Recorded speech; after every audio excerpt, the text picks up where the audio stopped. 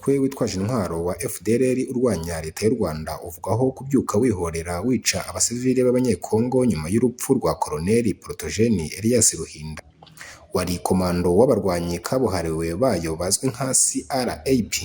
Urupfu rwa Koloneli Ruhinda rwamenyekanye kuri uyu wa gatatu Ukuboza 2023. Amakuru agera kuri Excellence avuga ko uyu murwanyi yapfiriye mu bitaro bya Hill Africa biherereye mu mujyi wa Goma azize ibikomere.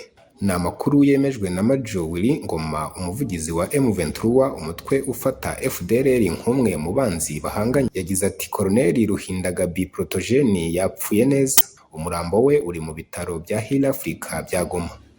Major Ngoma yatangaje ko umuyobozi mukuru wa FDLR General Ntawunguka Pacifique uzwi nka Omega ndetse na guverineri w'intara ya Kivu y'Amajyaruguru ku rwego rwa gisirikare General Major Peter bagiye gufata umurambo wa Koloneli Ruhinda. Mu gitondo cyo kuri uyu wa kane Ukuboza 2023, umuvugizi wa M23 ku rwego rwa politiki Lawrence Kanyuka yatangaje ko ihuriro ry'ingabo za leta ya RDC ribarizwamo na FDLR ryabyutse rigaba ibitero mu bice bitandukanye bya Masisi birimo Kirorirwe, Karenga na Rumenati mu masaa 11. Kanyuka yatangaje ko abatuye muri ibi bice bari kunyura mu kuzimu guhera saa 12 z'iki gitondo kuko abarwanyi ba FDLR ngo bari kwica.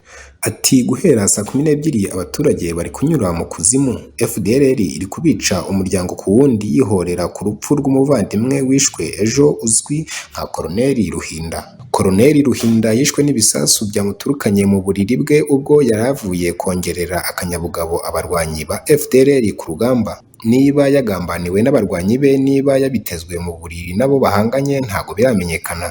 Uyu murwanyi yavukiye mu yahoze ari segiteri Karago mu majyaruguru y'uburengerazuba bw'u Rwanda. Ni umwe mu bo umuryango w'ubumwe bw'Uburayi na Leta Zunze Ubumwe za Amerika byari biherutse gufatira ibihano bishinja ibyaha bitandukanye birimo iby'intambara. Umutwe wa CRAP Koloneli Ruhinda yayoboraga n'uruhande rufite imbaraga FDLR yarisigaranye ndetse rwagiye ruvugwaho kugirana imikoranire ihoraho n'igisirikare cya RDC, rimwe na rimwe ukagiha imyitozo ukanifashishwa aho urugamba rukomeye. Tunisia ivuga ko yakiriye kandi ikavura bamwe mu bakomeretse baturutse i Gaza aho imirwano hagati ya Hamas n'ingabo za Israel wasubukuwe nyuma y'iminsi 7 y'agahenge kari karatanzwe. Abanyapalestine bakomeretse hamwe n'imiryango 21 binjiye mu ndege ya gisirikare ya Tunisia ku cyumweru nimugoroba. Mustafa Ferajani, umujyanama wa Perezida Kais Saied, yemeje ko byibura abantu 20 bakomeretse barimo umwana w'umwaka umwe bavurirwa muri Tunisia. Indi ndege yari itwaye abanyapalestine 150 bakomeretse byari biteganyijwe ko izagera muri Tunisia ku wa gatanu Ukuboza. Ati umubare w'abakomeretse bagera kuri 20. Ati nibibazo bitoroshye kuko harimo abatwitswe no kuvunika amaguru. Turizeza ko bazavurwa kandi bakagaruka mu buzima busanzwe nk'uko UNICEF ibitangaza. Ibitaro byo mu majyepfo ya Gaza byuzuyemo abapfuye n'abakomeretse ndetse ngo bamwe usanga bacura imiborogo.